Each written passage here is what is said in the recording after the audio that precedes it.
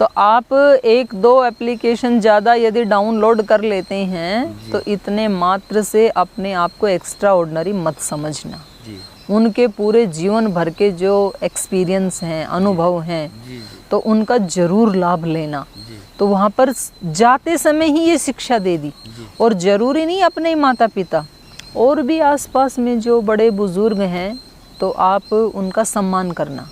ओम नमस्ते दीदी जी। आपने जो वैदिक शिक्षा पद्धति है, जो हमारी आर्ष विद्या पद्धति है, उसको बहुत ही विस्तार से समझाया। और आपसे ये जानने के बाद, समझने के बाद ये तो हमें समझ में आया कि इसका अध्ययन करके एक बहुत ही श्रेष्ठ योगी सन्यासी तो बन सकते हैं। मगर हमारे दर्शकों के मन में एक शंका है कि जैसे हम आधुनिक जो मॉडर्न एजुकेशन है, इसको पढ़ करके अभिभावकों के मन में हमेशा रहता है कि मेरा बेटा डॉक्टर बने, इंजीनियर बने, साइंटिस्ट बने। तो वो अपने इस आपाधापी भागदौड़, इस जो हमारी जीवन शैली है, इसमें अगर इस विद्या पद्धति को लोग अपनाते हैं तो क्या वो अपने जीवन में सफल हो सकते हैं, या जो जो उनके अभिभावक चाहते हैं उसको वो हासिल कर सकते हैं क्या? वैसे श्रद्धेय स्वामी जी महाराज का और पूज्य आचार्य श्री जी का जीवन देखने के बाद और पतंजलि योगपीठ का चहुमुखी विकास और वैभव देखने के बाद ये प्रश्न उठता नहीं है जी। लेकिन फिर भी कुछ लोग ऐसे होता है कि उनको प्रैक्टिकल दिखा दें तो भी वो उनका शंका का समाधान होता ही नहीं है फिर भी जी। तो ऐसे लोगों के लिए तो फिर भगवान ही मालिक है। लेकिन एक जो स्वाभाविक शंका होती है, लोगों को आज तक भी ये बैठा हुआ है कि अगर हम अपने बच्चों को गुरुकुल में पढ़ाएंगे तो हमारे बच्चे उन आर्ष ग्रंथों को, वेद दर्शन उपनिषदों को पढ़ते पढ़ते कहीं सन्यासी बन गए तो सन्यासी बन भी गए। पहली बात तो सन्यासी कोई पुस्तकों को पढ़ने से नहीं बनते। सन्यास का जो जीवन है वो जन्म जन्मांतरों के जो वैराग्य और अभ्यास के संस्कार हैं और उनके दृढ़ीभूत होने से, और वो कहीं बीच में छूट गए थे तो उस यात्रा को आगे बढ़ाने के लिए व्यक्ति इस मार्ग पे आता है। तो पहली बात तो सब गुरुकुल में जो पढ़ते हैं वो सब सन्यासी नहीं बनते, एक बात है ये। और मान लीजिए सन्यासी बन भी गए तो आज स्वामी जी महाराज को लाइक करने वाले कितने लोग हैं? करोड़ों हैं। आप डॉक्टर बनेंगे, इंजीनियर बनेंगे, पायलट बनेंगे, कितने लोग आपको लाइक करने वाले होंगे?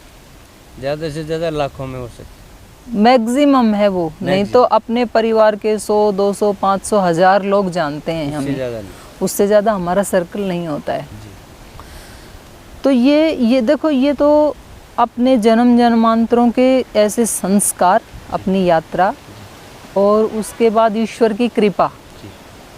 भगवान जिसको चुनता है ना, वो ऐसा एक भगवान का प्रतिनिधि बन करके विराट व्यक्तित्व वाला व्यक्ति वो संसार में वो बनाने से नहीं बनता है।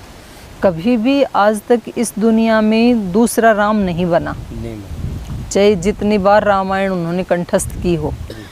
कोई दूसरा कृष्ण नहीं बना, दूसरा बुद्ध, महावीर या महर्षि दयानंद या श्रद्धेय स्वामी जी महाराज या पूज्य आचार्य जी या कोई भी महापुरुष, यहाँ दो नहीं बनते हैं कभी भी। तो हम ये नकल करना चाहें कि हम वैसे बन जाएं, उन्होंने कौन सी शिक्षा पढ़ी थी। अब मान लीजिए कि कोई गुरुकुल में हम इसलिए पढ़ना चाहते हैं कि हम स्वामी रामदेव जी जैसे बन जाएं, वो तो पॉसिबल नहीं है। हो सकता है उससे भी अच्छा हो आपका व्यक्तित्व, तो उससे भी ऊंचा हो सकता है, उससे निम्न भी हो सकता है, वैसा भी हो सकता है, पर वो ही नहीं हो सकता है। तो ये नहीं है। ये जो शिक्षा वाली जो बात है, तो हम पिछले एपिसोड में चर्चा कर रहे थे कि ये जो शिक्षा है ये इस मतलब आगे के तीनों मार्ग खोल देने वाली है। ब्रह्मचर्य आश्रम में तो है ही अभी विद्यार्थी, इसके बाद या तो वो गृहस्थ में जाएगा या तो वो गृहस्थ से सीधा सन्यास में जाएगा। तो दोनों मार्ग खोल देने वाली है ये शिक्षा। अगर वो गृहस्थ बनेगा तो वो राम और कृष्ण जैसा बनेगा। हमारे राम, कृष्ण और जितने भी महापुरुष हैं वो सब गुरुकुल में पढ़े थे। राम तो इतने वर्षों के बाद पैदा हुए जी। और दशरथ इतने बड़े चक्रवर्ती सम्राट थे, जी। तो वो तो चाहते तो अच्छी से अच्छी सुविधाएं देते, जी। लेकिन उन्होंने ऐसा नहीं किया। जी। उन्होंने अपने बच्चों को वशिष्ठ ऋषि के आश्रम में भेजा। जी। ऐसे ही भगवान कृष्ण, जी। तो वो भी राजा के बेटे थे, जी। तो चाहते तो वो भी किसी एक स्पेशल स्कूल बनवा सकते थे अपने बच्चों के लिए। जी।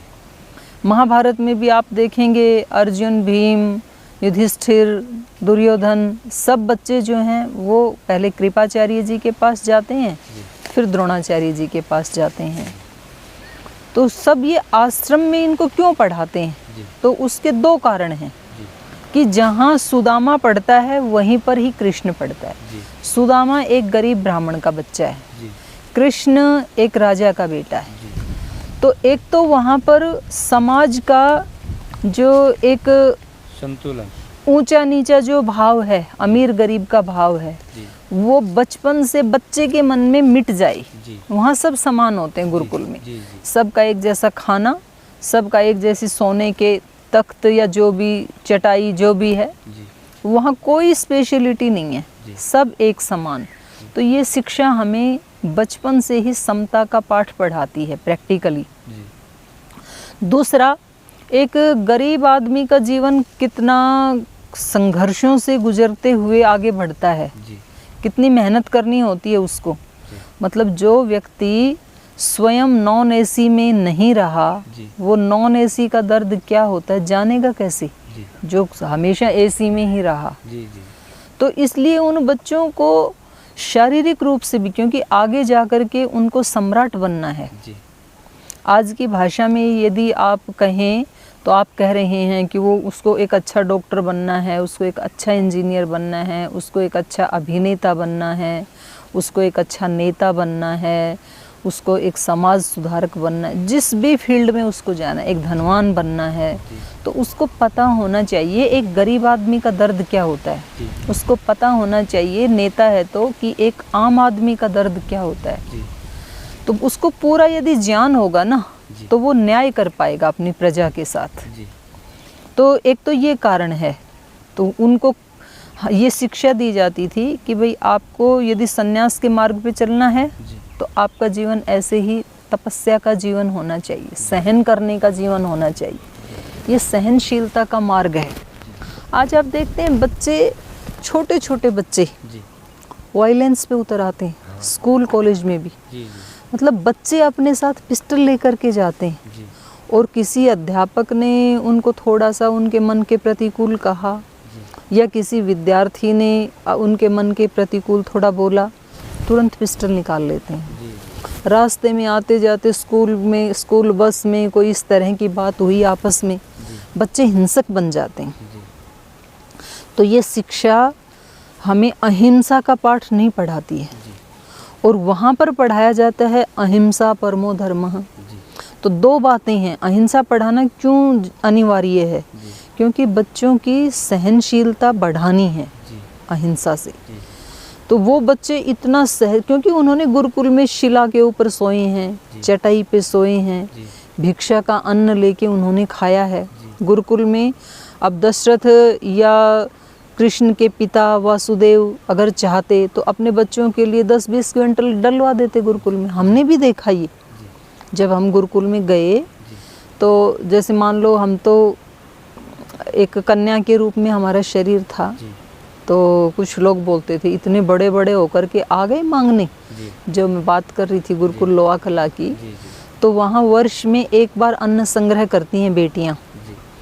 जैसे अपने गुरुकुल खानपुर में जहाँ स्वामी जी महाराज पढ़े हैं, वहाँ तो रोजाना भिक्षा लाते हैं, और वो एक बाल्टी लेके जाते हैं और हर घर में जाते हैं, तो वहाँ सब्जी, रोटी, दाल, कढ़ी, मिठाई जो भी बना है वो सब एक ही बाल्टी में डाल देते हैं। और ये लोग उसको फिर गुरुकुल में आके गुरु को दे देते हैं, और गुरु बांट के देता है सबको। उससे ये भाव आता है कि हम समाज का अन्न खा रहे हैं, समाज का ऋण है हमारे ऊपर, तो आगे चल के हमें इन सब की सेवा करनी है।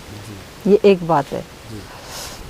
ऐसे वहाँ पर हम एक साल में एक बार अन्न मांग के लाते थे, तो बहुत लोग बहुत बातें सुनाते, क्या तुम्हारे घर में तुम्हारे माता पिता के यहाँ तुम्हारे को पैदा क्यों किया था जब उनको खिलाने कोई नहीं था? तो क्या वो तुम्हें खाने को रोटी भी नहीं दे सकते हैं? आगे सांडनी की तरह मांगने के लिए ऐसे बोलते थे।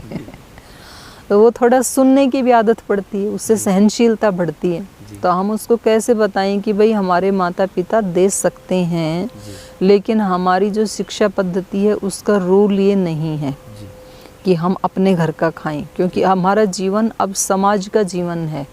तो समाज से ही हमारा भरण पोषण होगा, तो ही उनके साथ हमारी आत्मीयता जुड़ेगी, हृदय का संबंध तभी जुड़ेगा हमारा। तो इतनी सहनशीलता आ जाती है गुरुकुल में पढ़ने वाले बच्चे में कि वे बाहर के लोगों के टोंट भी सुन लेते हैं, बाहर की प्रतिकूलताएं, अच्छा बुरा रूखा सूखा जैसा मिले, क्योंकि वहाँ पर जहाँ से हम भिक्षा मांग के लाते हैं वहाँ पर हम डिमांड नहीं कर सकते कि आज आप हमें भिक्षा में पानी पूरी दीजिए, आज आप भिक्षा में हमें चाउमीन दीजिए। वो तो जो वहाँ बना है जैसा भी है वो हमें आदत पड़ जाती है। और ये आज के युग में बहुत ज़रूरी है। आपने पूछा ना कि भाई इसका क्या उपयोग हो सकता है आज के युग में। आज के युग में सबसे बड़ी जो समस्या है वो असहनशीलता की है, अधैर्य की। घरों में छोटी छोटी बातों के ऊपर झगड़े होते हैं और जीवन नर्क बन जाता है। स्कूल कॉलेज में छोटी छोटी बातों के ऊपर बच्चे, पढ़ाने वाले, लेक्चरर, प्रोफेसर्स, अध्यापक वो हिंसा पे उतर आते हैं, सह नहीं पाते हैं। तो अगर सहनशीलता हमारे जीवन में बढ़ानी है, और अगर क्या बढ़ानी ही पड़ेगी और कोई चारा ही नहीं है, तो उस सहनशीलता को बढ़ाने के लिए गुरुकुलीय शिक्षा पद्धति को अपनाना ही पड़ेगा। तो पुनः भारत में इस प्रकार की बिल्डिंग वो ही रहे, लेकिन उसमें पढ़ाए जाने वाला सिलेबस और जो पढ़ाने वाले जो टीचर्स, उनका जीवन उस प्रकार का होना ही पड़ेगा। वहाँ आना ही पड़ेगा हमें। नान्या पंथा विद्यते अनाय। और क्षमाशीलता के लिए, भाई किसी ने कर दिया ठीक है, उसकी उतनी ही समझ थी, लेकिन मेरी समझ उससे ऊंची है, तो मैं उसको क्षमा करूं। और मैंने क्षमा कर दिया तो मैंने अपने जीवन से उस व्यक्ति को सिखा दिया। शब्दों से बालक ज़्यादा नहीं सीखता है, व्यक्ति सीखता है हमारे व्यवहार से, आचरण से। जैसा अध्यापक का, माता पिता का, गुरु का जैसा आचरण होगा ना, उसको बच्चा फॉलो करता है। तो शब्द ज़्यादा नहीं, वहाँ तो गुरु इस तरह का आचरण करता है, तो वो हमें सिखाना पड़ेगा अपने बच्चों को। तो आज के वर्तमान युग में इस गुरुकुलीय संस्कारों की उपयोगिता की बात मैं नहीं कर रही। आप तो कह रहे हैं जी कोई उपयोगिता भी है कि नहीं है, मैं कह रही हूँ कि उसकी अनिवार्यता है। और श्रद्धेय स्वामी जी महाराज जैसे जो युग दृष्टा महापुरुष हैं, उन्होंने इस तरफ उनका बहुत सूक्ष्म दृष्टि है उनकी, उन्होंने देखा है, उसको जाना है, उसको महसूस किया है। और इसी के लिए उन्होंने भारतीय वैदिक शिक्षा बोर्ड नाम से एक बोर्ड का डिज़ाइन किया है। और जो ये सौभाग्य है भारत का कि वर्तमान सरकार ने उसको पास भी किया है, और जल्दी ही इस तरह की शिक्षा पद्धति का प्रचलन हमारे देश में होगा। और जब शुरुआत में कोई चीज़ आती है ना, तो कई बार लोगों के मन में ये भ्रम हो जाता है। हमारे यहाँ हरिद्वार में ही हमारे आचार्य कुलम में जो बच्चे पढ़ते हैं, तो अपने वहाँ CBSE का सिलेबस पढ़ाया जाता है, प्लस वैदिक पढ़ाते हैं हम वहाँ पे। तो जैसे ही अपना ये भारतीय शिक्षा बोर्ड अभी बना, तो कुछ बच्चे वहाँ से भागने लगे, बोले जी यहाँ तो अब सारा संस्कृत पढ़ाया जाएगा और हमारा जो फ्यूचर है, हमारा जो करियर है, तो कहीं खतरे में ना पड़ जाए, तो हम कहीं संस्कृत के ही वो विद्वान बन के ना रह जाएं। समझ वहाँ रह कर के भी तो कुछ बच्चों ने अपने माता पिता को कह कर के TC ले ली कि जी हम जा रहे हैं। अरे भैया अभी तो आपने जाना भी नहीं है क्या है भारतीय शिक्षा बोर्ड। तो ऐसे कुछ लोगों को शुरू में ऐसे लगेगा, लग भी सकता है। कुछ लोग अभी से पूछ रहे हैं जो उस शिक्षा से परेशान हो चुके हैं कि जी ये आपका कब तक बन जाएगा, कब ये लागू हो जाएगा, हम तुरंत आपकी इसको अडॉप्ट करना चाहते हैं। तो खैर उसको हो सकता है 1-2 वर्ष लगेंगे, लेकिन 1-2 वर्ष के बाद जो रिज़ल्ट आएगा उसके बाद 100% लोग उसको अपनाएंगे। जैसे आज व्यायाम प्राणायाम जो स्वामी जी ने करवाया, तो शुरू में लोगों को लगता था भाई ये तो खाली लोगों का काम है। डॉक्टर्स भी कहते थे अरे इससे क्या होता है, दवा तो खानी पड़ेगी, ये तो लाइफस्टाइल डिजीज़ हैं, इनको थोड़े आप योग से। लेकिन आज हर डॉक्टर, हर वैद्य, हर समझदार व्यक्ति, हर सरकार का पदाधिकारी, सीएम पीएम, सब लोग इसको स्वीकार कर रहे हैं। और स्वीकार केवल मेंटली नहीं कर रहे, फिजिकली वो प्रतिदिन चाहे वो 5 मिनट ही करें, पर कोई या तो कोई कपालभाति कर रहा है, कोई भस्त्रिका कर रहा है, कोई अनुलोम विलोम कर रहा है, कोई सूर्य नमस्कार कर रहा है, कोई शीर्षासन कर रहा है, कोई वॉकिंग कर रहा है, कोई योगिक जोगिंग, कुछ ना कुछ, बच्चे से लेके बड़े तक। क्योंकि अब लोगों को जब प्रैक्टिकल किया ना तो वो उनको समझ में आ गया, तो इतने अवेयर हो गए वो। तो इस गुरुकुलीय शिक्षा का भी जब रिजल्ट हमारे सामने आएगा, जब हम देखेंगे अरे ये बच्चे गुरुकुल में पढ़े, इनका जीवन तो ऐसा है, और ये बच्चे इस मॉडर्न पद्धति से पढ़े, इनका जीवन तो ऐसा है, कुछ अधूरा है ये तो शब्द पढ़े हुए तोते बन गए, जीवन तो इनका बिल्कुल ही रूखा सूखा खाली है, ना इनके जीवन में कोई धैर्य है, ना इनके जीवन में कोई पवित्रता है, ना कोई सुव्यवस्था है, उठने का, खाने का, सोने का कोई नियम ही नहीं है इस जीवन में। तो एक तरफ ये जीवन है जो ऐसे हंसता मुस्कुराता हुआ फूलों की तरह खिलता हुआ जीवन है, कितना इनके शरीर का सौष्ठव देखो ब्रह्मचारी का, इसके मस्तिष्क का तेज देखो, इसके ब्रेन की शार्पनेस देखो, और किसी भी काम को करने के लिए इसका कॉन्फिडेंस देखो, कितना ये आत्मविश्वास से भरा हुआ है, कितना इसकी नेचर हेल्पफुल है, ये दूसरों की सहायता करना चाहता है, कितना ये सेवा परायण है, अपने माता पिता गुरुजनों का, बड़ों का कितना सम्मान करता है, तो वो दिखता है। तो जब हम इसको देखेंगे तो एक बहुत अच्छा युग का शुभारंभ हो चुका है और बहुत जल्दी इसका विकास होने वाला है। तो वर्तमान युग में उसकी बहुत ज़्यादा सदुपयोगिता भी है और आवश्यकता भी है।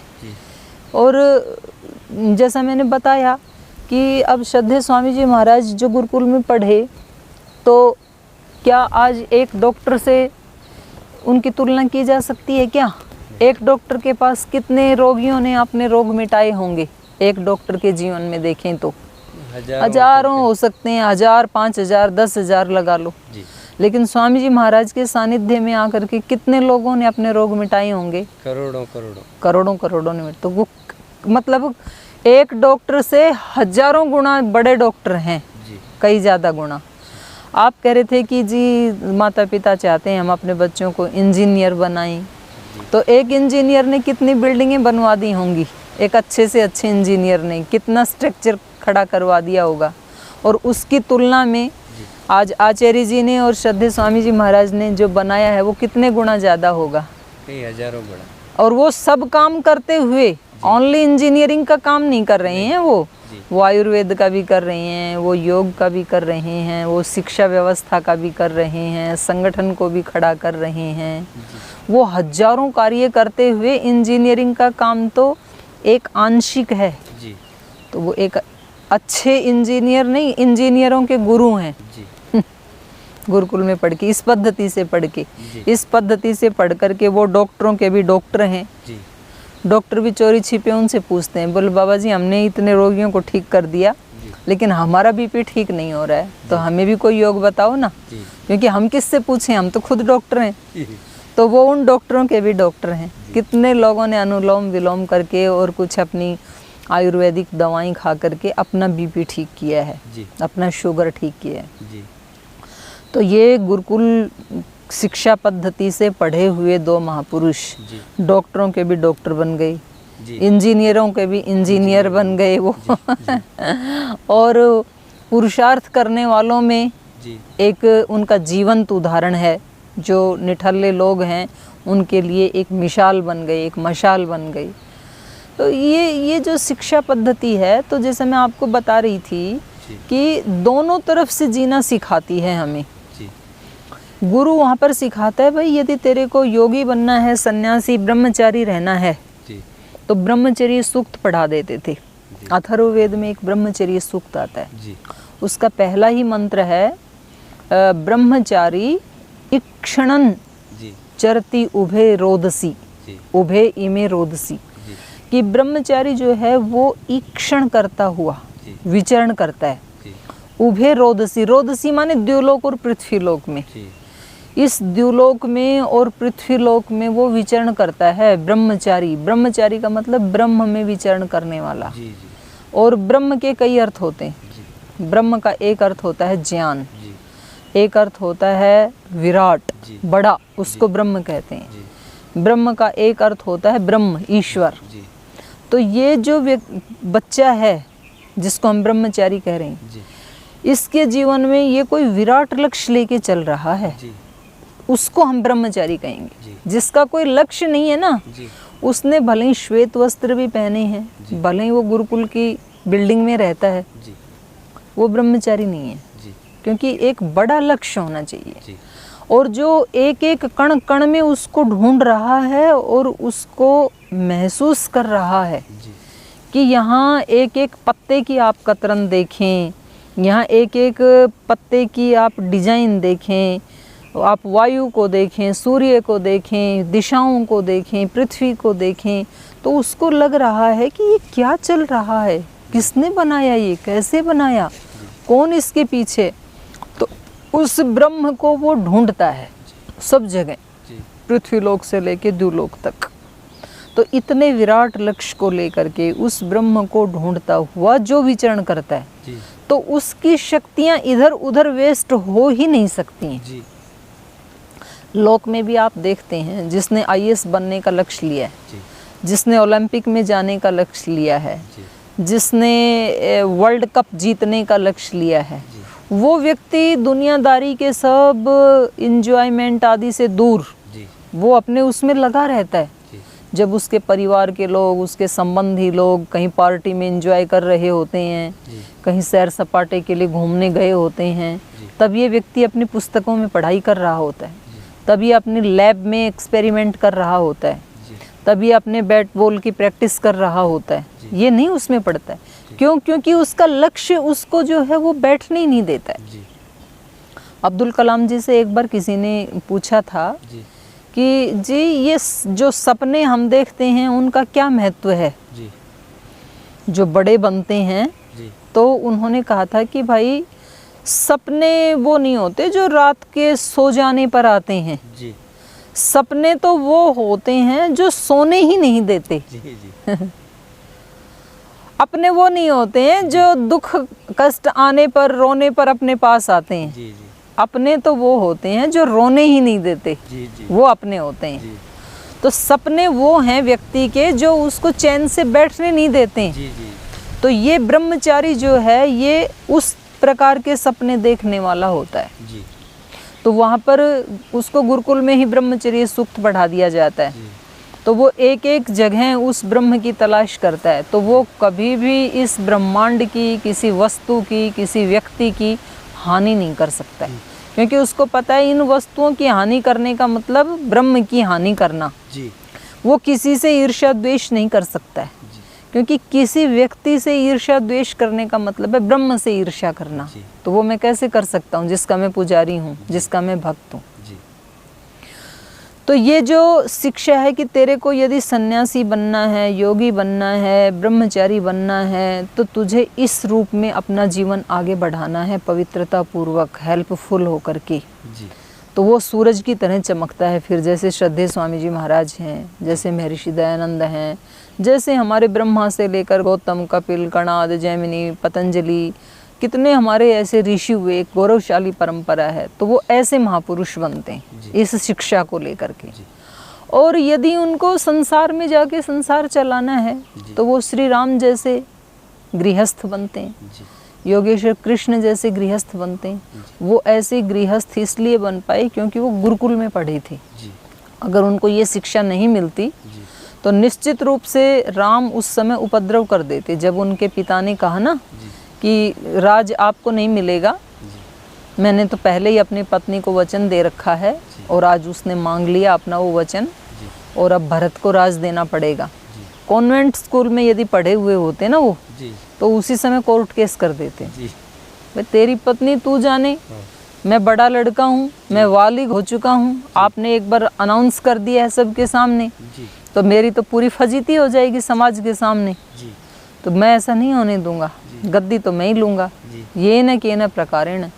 और भी ज़्यादा वो कुछ बोलते दशरथ यदि तो राजा बन करके उनको जेल में बंद कर देते। लेकिन वो शिक्षा उनको मिली नहीं, उनको वही शिक्षा मिली कि यदि संबंधों के और संपत्ति के बीच में किसी एक को चुनना पड़े, ऐसी परिस्थिति आ जाए तो हमें संबंधों को चुनना चाहिए। संपत्ति तो आने जाने वाली है लेकिन संबंध स्थायी होते हैं जीवन भर के लिए। इसलिए संपत्ति को चारों भाइयों ने ठोकर मारी एक एक करके।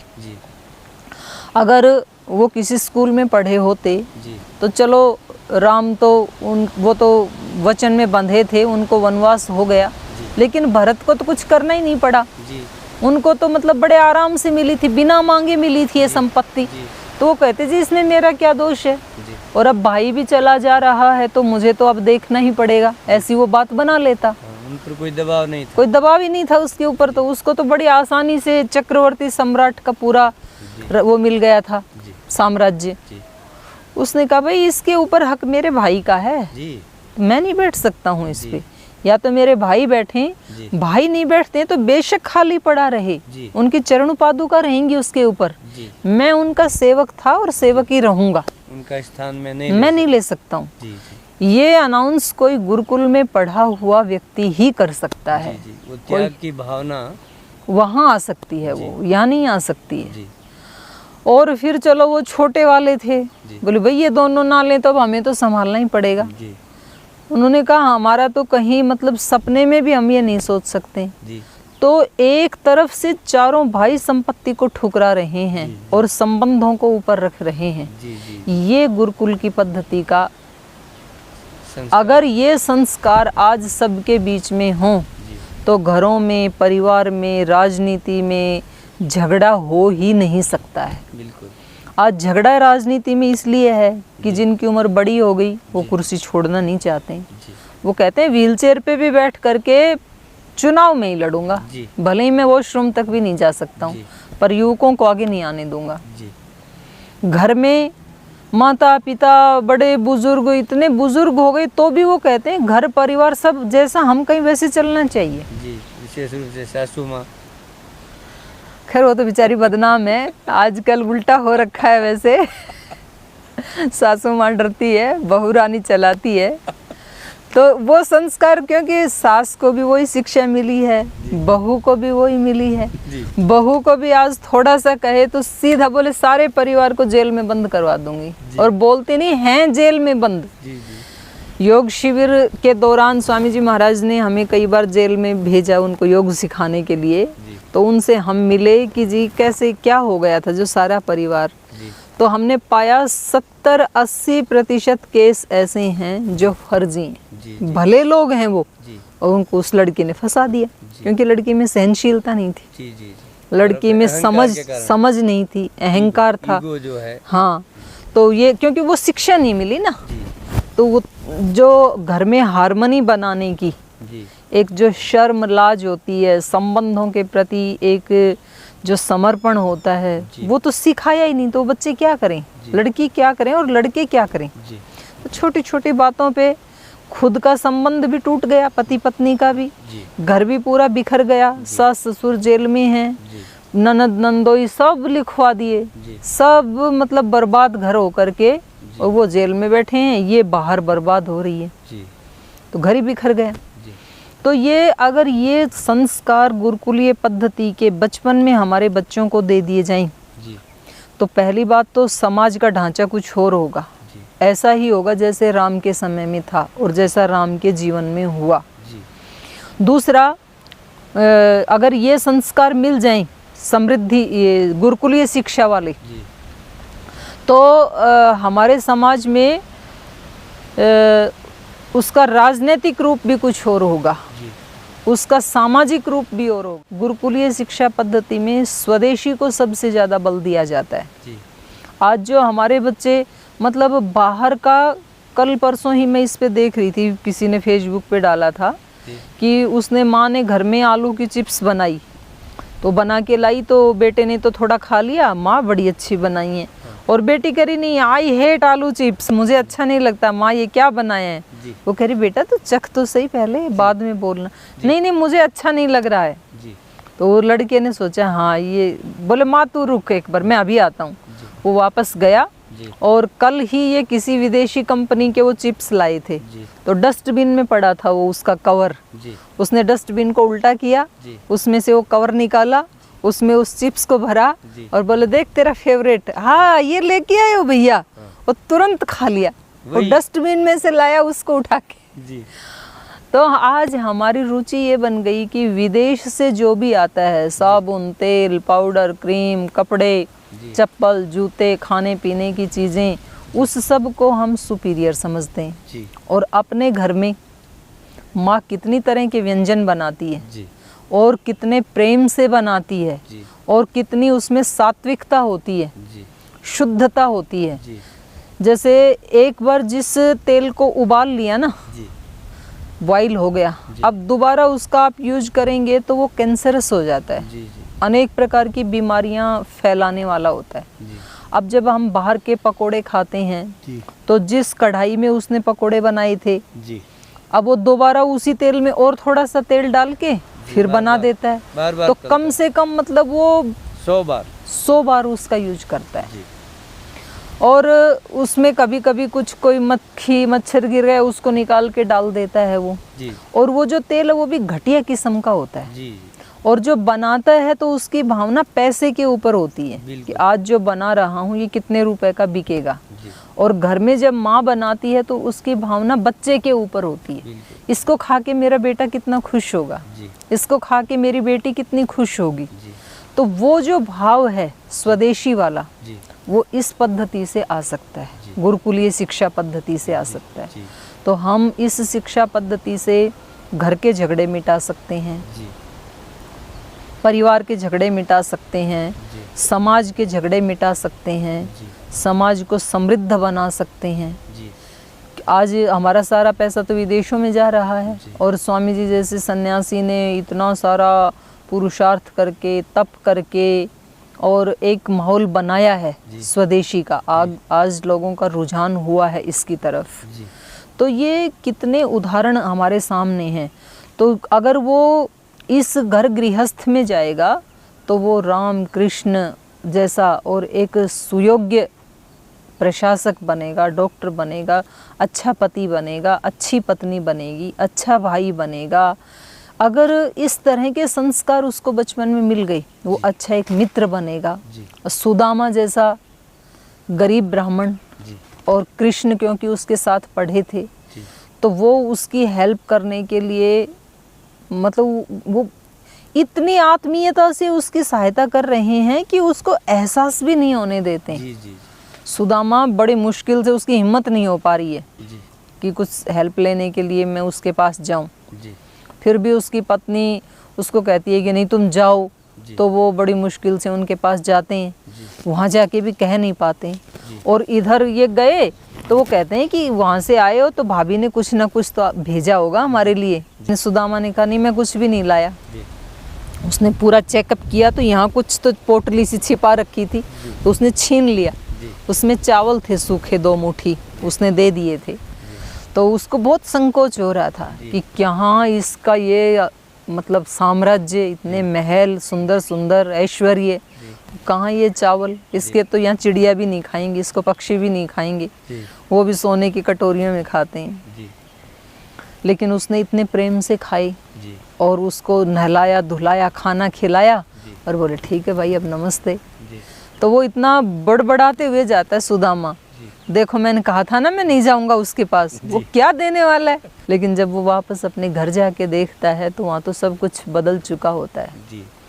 तो ये जो संस्कार हैं ये गुरुकुल में मिलते हैं कि किसी की हेल्प भी करो जी। तो ऐसे ढंग से करो कि उसके स्वाभिमान को ठेस ना लगे। जी जी आज हम किसी को 4 रुपए देते हैं तो इतना दिखा के देते हैं कि जी, देखो हम आपकी सहायता कर रहे हैं। जी जी तो वो व्यक्ति बेचारा या तो मजबूरी में ले तो लेता है क्योंकि उसकी मजबूरी है, ग्लानि में पर उसका स्वाभिमान चूर चूर हो जाता है। जी जी तो ये संस्कार हमें गुरुकुल में मिलते हैं कि आप इस हाथ से दे रहे हैं तो इस हाथ को भी पता नहीं लगना चाहिए। जी ऐसे ढंग से आप दान दो जी तो वो बहुत अच्छे दोस्त बनेंगे, अच्छे पति पत्नी बनेंगे, अच्छे भाई बनेंगे, अच्छे पुत्र बनेंगे। जी। वो किसी भी फील्ड में जाएंगे ना, जी क्योंकि देखो शिक्षा ही किसी मनुष्य का निर्माण करती है। जी माता पिता और गुरु, जी ये 3 ऐसे हैं कि जो इन्होंने बोल दिया ना, बच्चा उसको 100% स्वीकार करता है। जी इसलिए माता पिता को भी ये कहा जाता है कि तुम 16 संस्कार के माध्यम से जी। कभी बच्चे के सामने कोई नेगेटिव बात मत बोलो जी और कभी कोई नेगेटिव आचरण मत करो, जी क्योंकि बच्चा आपको भगवान की तरह से देख रहा है। जो आप बोलोगे ना उसको वो 100% विश्वास करता है। जी जब माँ बाप कह देते हैं कि बेटा पड़ोस वाली आंटी कोई चीज़ दे तो लेना मत, जी नहीं लेते हैं, जी तो अब वो अंत तक बड़ा हो जाएगा तब तक वो यही समझता है कि ये पराये हैं और ये मेरा घर है जी। और दूसरे का नहीं। उसको आवश्यकता है तो भी वो नहीं लेगा। और यहाँ सिखाया जाता था भाई भिक्षा लेके आओ, सब अपने ही है, जी वसुधैव कुटुंबकम। जी तो वो एक मैत्री की भावना, अपनापन जुड़ जाता है उनके साथ। जी कभी भी बच्चे के सामने आप नो मत बोलना, ना मत बोलना कि ये तुम नहीं कर सकते। जी आज हम बोल देते हैं अरे वो देख तेरा साथी कितने मार्क्स लेके आए, जी तो कुछ नहीं कर सकता है जीवन में, देख लेना, जी तो बहुत नालायक है। इस तरह के शब्द जब हम बोल देते हैं ना तो वो बच्चा जीवन में कभी उभर नहीं पाता है। कंपैरिजन जो है वो ठीक नहीं। आत्मस्पर्धा तो होनी चाहिए, जी जी प्रतिस्पर्धा नहीं होनी चाहिए। प्रतिस्पर्धा से ना व्यक्ति का वो लक्ष्य जो है वो ओझल हो जाता है, उससे वो उसमें फंस जाता है, सारी एनर्जी उसकी प्रतिस्पर्धा में लगती है। आत्मस्पर्धा होनी चाहिए कि मेरे अंदर क्या क्या शक्तियां हैं, कितनी मैंने अभिव्यक्त कर ली, कितनी अभी और भी हैं मेरे अंदर, ये तो होना चाहिए कि कल से मेरा आज अच्छा होना चाहिए।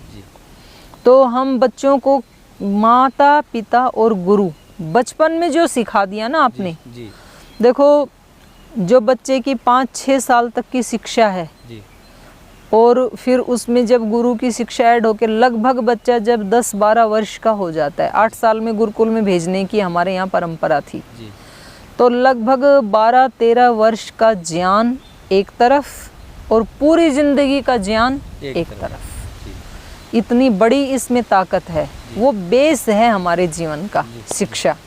अगर हम अपने देश की राजनीति को सुधारना चाहते हैं, अगर हम अपनी अर्थव्यवस्था को ठीक करना चाहते हैं, अगर हम अपनी चिकित्सा व्यवस्था को ठीक करना चाहते हैं, न्याय व्यवस्था को ठीक करना चाहते हैं, संबंधों का अपने पारिवारिक ढांचे को ठीक करना चाहते हैं, तो हमें बच्चों को ये वाली शिक्षा देनी ही पड़ेगी।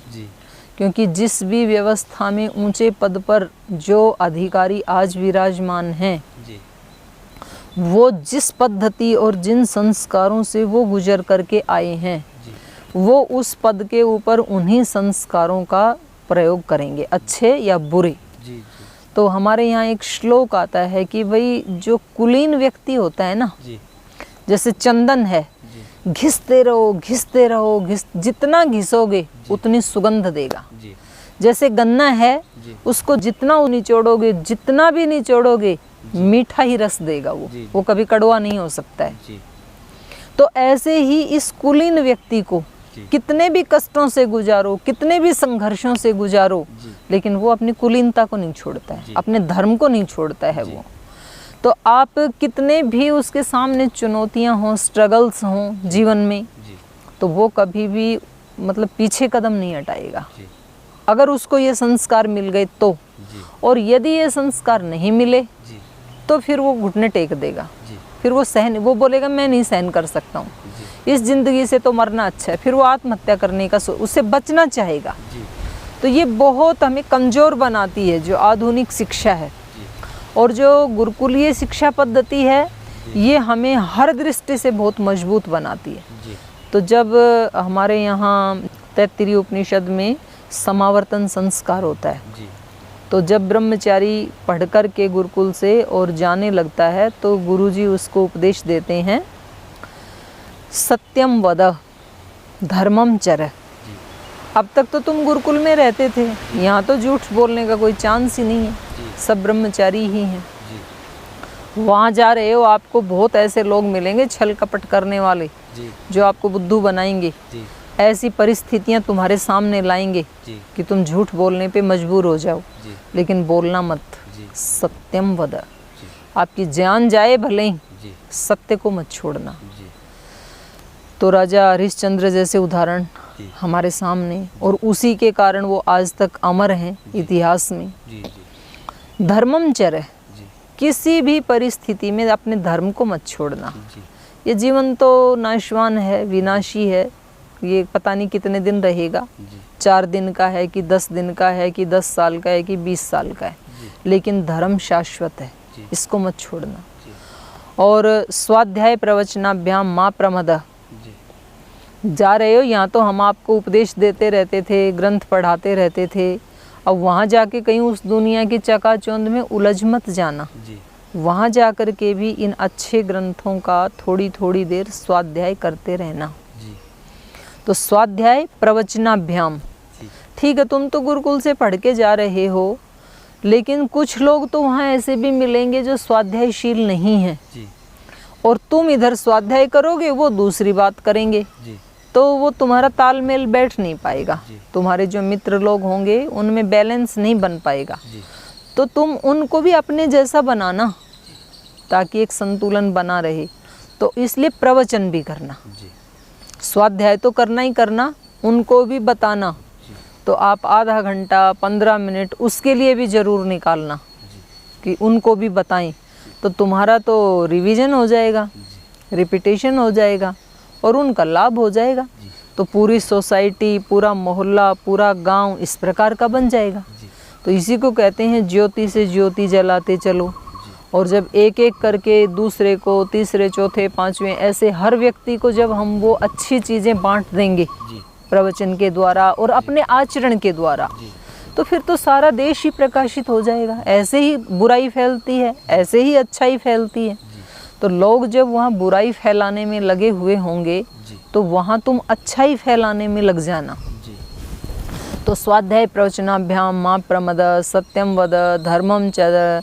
और वहाँ कहीं ऐसी परिस्थिति आए कि आपको ये संशय हो जाए कि मैं क्या करूँ क्या नहीं करूँ, अब गुरुजी भी यहाँ हैं नहीं जो उनसे पूछूँ, तो बोले जो आपके आसपास के जो लोग हैं ना, उनसे पूछ लेना। हमारे यहाँ गाँव में एक कहावत है कि सूझे से बूझा अच्छा होता है। बूझा मतलब पूछना, हाँ, बूझना पूछना, वो पूछना को ही अपभ्रंश हो के बूझना हो गया। कि भाई आपको कोई चीज़ सूझ रही है, ऊहा है, बुद्धि कि मैं ऐसा कर लूँ, तो भी किसी से एक बार पूछ जरूर लेना कि भाई मैं ऐसा कर रहा हूँ, तो हो सकता है वो कोई सलाह दे दे। बड़े लोगों के अपने अनुभव होते हैं। आज की शिक्षा पद्धति हमें क्या सिखा रही है कि अरे आपके पिता तो कुछ नहीं जानते हैं, उनको तो मोबाइल चलाना भी नहीं आता है, उनको तो मेल करना भी नहीं आता है, उनको तो मेल खोलना भी नहीं आता है। आप कितनी एप्लीकेशंस डाउनलोड कर ले रहे हैं आप। तो बच्चे आजकल अपने माता पिता को बुद्धू समझते हैं और उनके साथ वैसा बिहेव करते हैं। गुरुकुल की छोटे छोटे बच्चे अरे दादाजी आपको तो कुछ नहीं पता है, ऐसे बोलते हैं। तो शुरू में तो उनको अच्छा लगता है कि देखो ये छोटा सा बच्चा हमें बुद्धू बता रहा है। तो थोड़े दिन के बाद वो दादाजी रोते हैं, जब वो जवान होके भी वही बोलेगा जो बचपन में बोल रहा है। तो फिर वो कहते हैं कि देखो अब ये जवान होके आज हमें ऐसे सुना, फिर वो हर्ट होते हैं। भाई बचपन में सिखा तो आपने ही दिया इसको। तो आप 1-2 एप्लीकेशन ज़्यादा यदि डाउनलोड कर लेते हैं तो इतने मात्र से अपने आप को एक्स्ट्रा ऑर्डिनरी मत समझना। उनके पूरे जीवन भर के जो एक्सपीरियंस हैं, अनुभव हैं, तो उनका ज़रूर लाभ लेना। तो तो वहाँ पर जाते समय ही ये शिक्षा दे दी।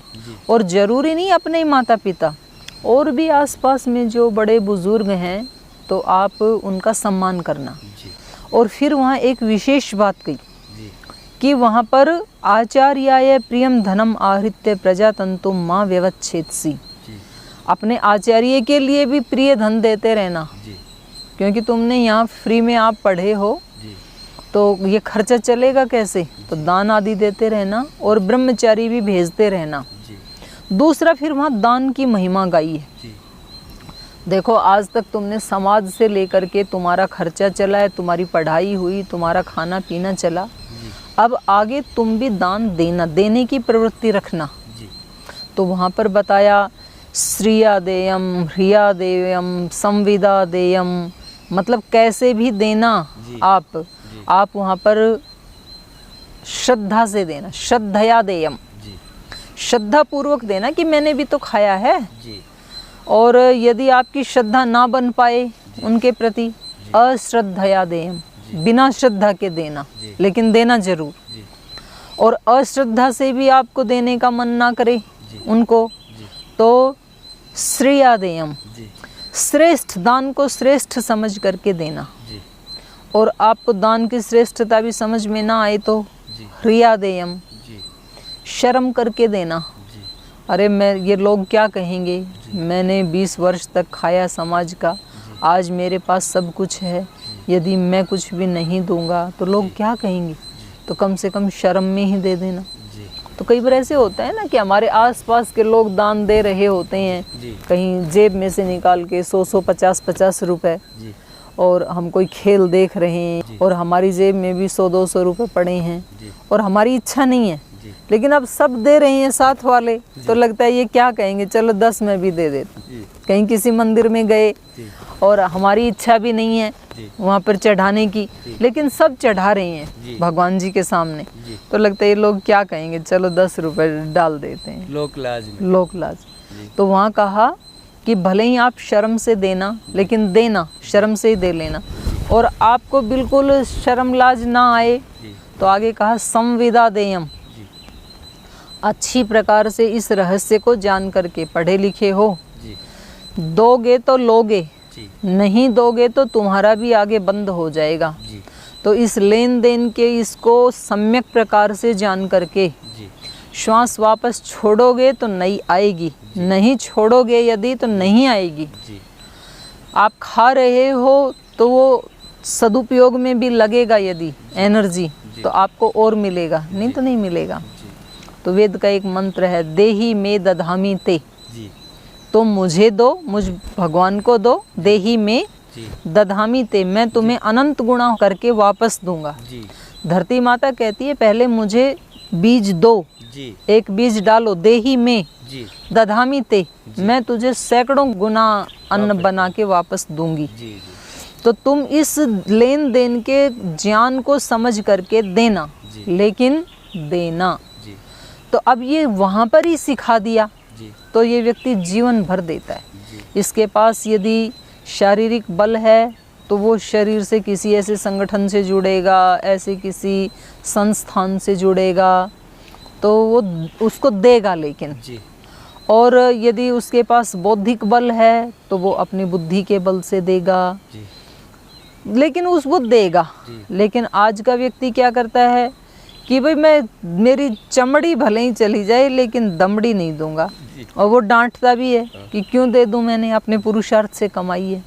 भाई जिस दिन तूने कमाना शुरू किया तो उस दिन तो जिस फैक्ट्री में गया वो तूने तो नहीं बनाई थी, किसी ने बनाई थी। और जिस शक्ति से तू कमाने के लिए गया, जो फल सब्जी अन्न तूने खाया वो तूने तो नहीं उगाए थे। जिस पार्क में बैठ करके तूने वो योजना बनाई कि अब मैं धन कमाऊं, वो पार्क तूने तो नहीं बनाया था। तो हमने ली है ये भरी पूरी सृष्टि, पैदा होते ही हमने किसी से ली है। तो अब हमारा भी फर्ज बनता है कि हम भी दें इस समष्टि को।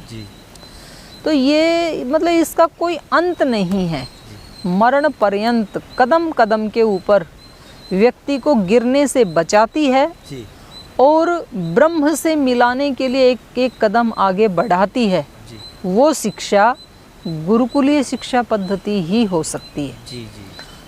तो इसमें वर्तमान या भूतकाल या भविष्यकाल की कोई बात ही नहीं है कि भाई वो वर्तमान काल में उपयोगी है या नहीं, भूतकाल में उपयोगी हो सकती है, रही हो कभी, आज है कि नहीं, या आगे कभी होगी कि नहीं। इस गुरुकुलीय पद्धति से पढ़े हुए ब्रह्मचारी का, इस बालक का जो करियर बनता है, जो बेस बनता है, ये ऐसा बेस है शिला की तरह से जिसे कोई हिला नहीं सकता है। तो इसकी सदुपयोगिता भी है और बहुत ज़्यादा सदुपयोगिता है, और इसके साथ साथ इसकी परम आवश्यकता है आज। तो आज नहीं तो कल जमाने को लौटना ही पड़ेगा, और लौट रहा है धीरे धीरे, क्योंकि ये सारी सृष्टि गोल है और सृष्टि का जो चक्र है वो घूम करके जहाँ से शुरू हुआ वहीं आता है। तो हमें आज पूरे देश को नहीं बल्कि पूरी दुनिया को, आप देखना भैया, थोड़े दिन के बाद आज भी जो अपना बाल गुरुकुलम शुरू हुआ ना, वहाँ पर एक बच्चा अपना यूके का अभी पढ़ रहा है। छोटा सा बच्चा है, 6 वर्ष का, एक ही बच्चा है अपने माता पिता का, और अच्छी पोस्ट पे हैं उनके माता पिता यूके में। लेकिन उन्होंने जब वेबसाइट पे देखा कि इस तरह की शिक्षा दी जा रही है, तो इतनी दूर, मतलब जब वो माँ उसको बच्चे को छोड़ के गई उस दिन, जिस दिन उपनयन संस्कार हुआ, तो मैं वहीं थी, तो मेरी भी आंखों में आंसू आ गई कि कितना छोटा बच्चा है, माँ कैसे जाएगी इतनी दूर, यूके में रहते हैं। मतलब कभी बच्चे को कहीं जुकाम बुखार भी हो गया तो माँ उसको संभाल भी नहीं सकती है, और देखो माँ का दिल।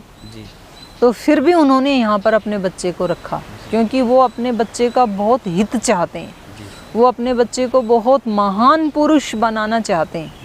तो यहाँ भैया इस संसार में हर सफलता के लिए एक कीमत चुकानी पड़ती है।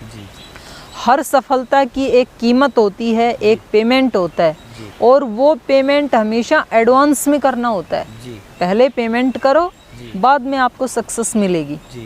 तो एक सफल इंसान बनने के लिए, एक निर्दोष इंसान, एक आध्यात्मिक व्यक्ति बनने के लिए एक कीमत चुकानी पड़ती है।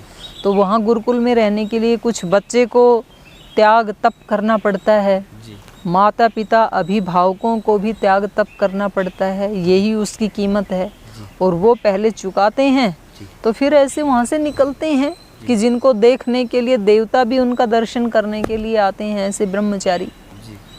तो बहुत ज़्यादा इसकी सदुपयोगिता थी, आज भी है, और सदा रहेगी, और यही वास्तव में ठीक शिक्षा पद्धति है।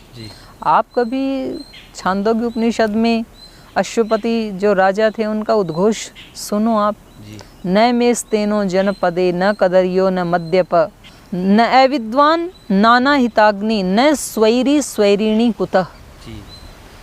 उनसे मतलब राजाओं के पास भी ऐसी बड़ी बड़ी विद्याएं होती थी। उपनिषद से हमें पता लगता है कि लोग उनके पास सीखने के लिए जाते हैं। अश्वपति के पास अध्यात्म विद्या सीखने के लिए 6 ऋषि गए। जनक के पास बहुत सारे विद्वान जाते हैं, वो संवाद करते हैं।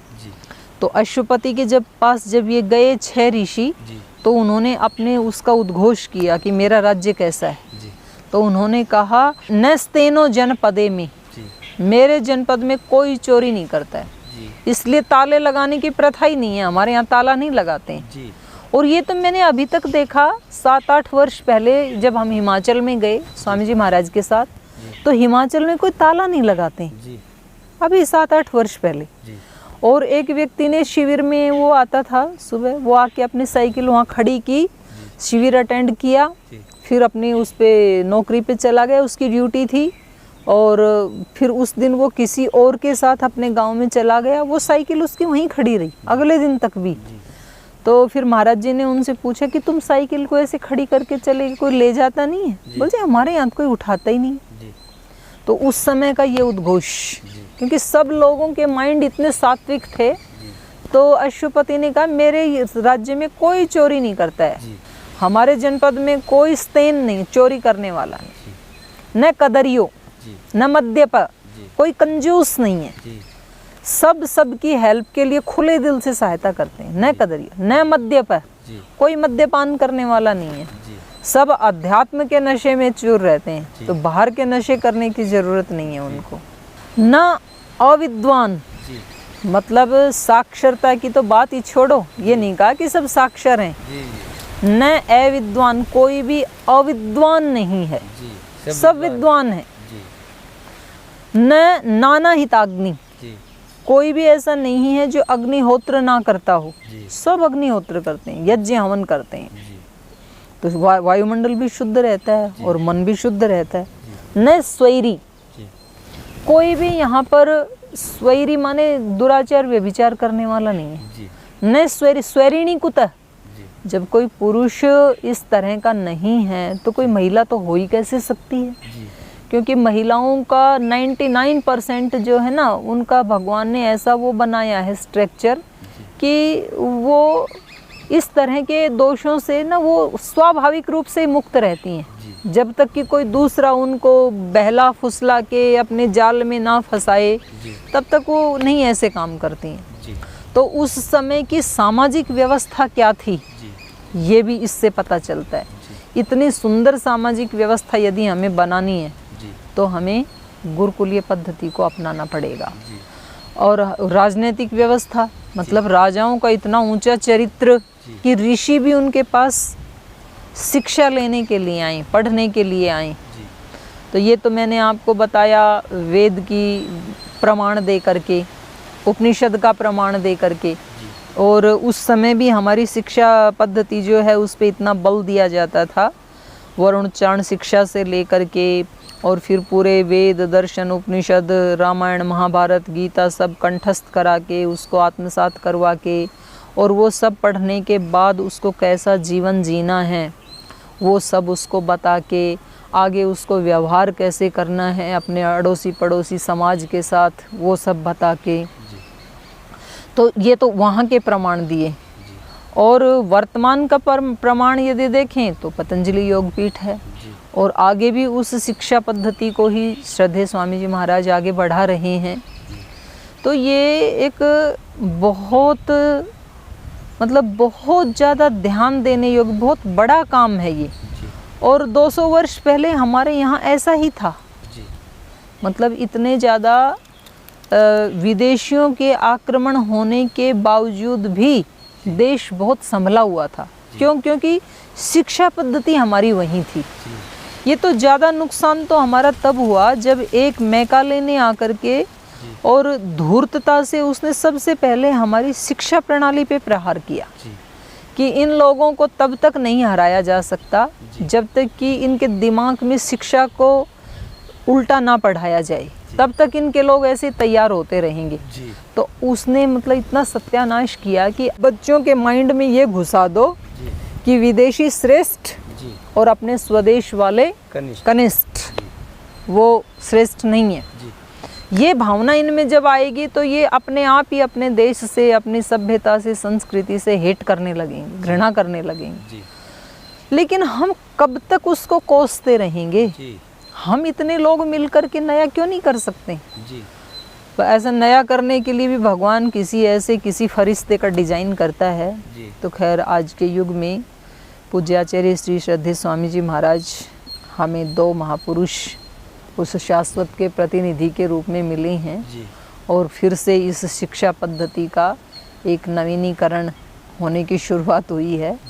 तो मेरा 100% ये विश्वास है कि इस आर्ष ऋषियों की जो गुरुकुलीय शिक्षा पद्धति है, यही 100% उचित शिक्षा पद्धति थी, है और आगे भी रहेगी। दर्शकों, अभी तक आप लोगों ने पूज्य साध्वी जी से श्रीमुख से सुना कि आधुनिक शिक्षा पद्धति से कहीं लाखों गुना ज़्यादा इस आर्ष शिक्षा पद्धति, हमारी प्राचीन जो गुरुकुलीय शिक्षा पद्धति है, इससे शिक्षा ग्रहण करके हम अपने जीवन में एक श्रेष्ठ मानव बन सकते हैं, श्रेष्ठ डॉक्टर बन सकते हैं, श्रेष्ठ इंजीनियर बन सकते हैं, श्रेष्ठ वैज्ञानिक बन सकते हैं।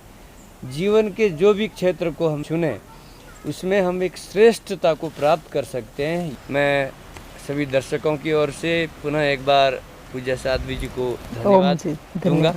आज यहीं इस पाठ को आप- विराम देते हैं। आपसे विदाई लेते हैं। ओम शांति शांति शांति ही। श्री गुरुभ्यो नमः।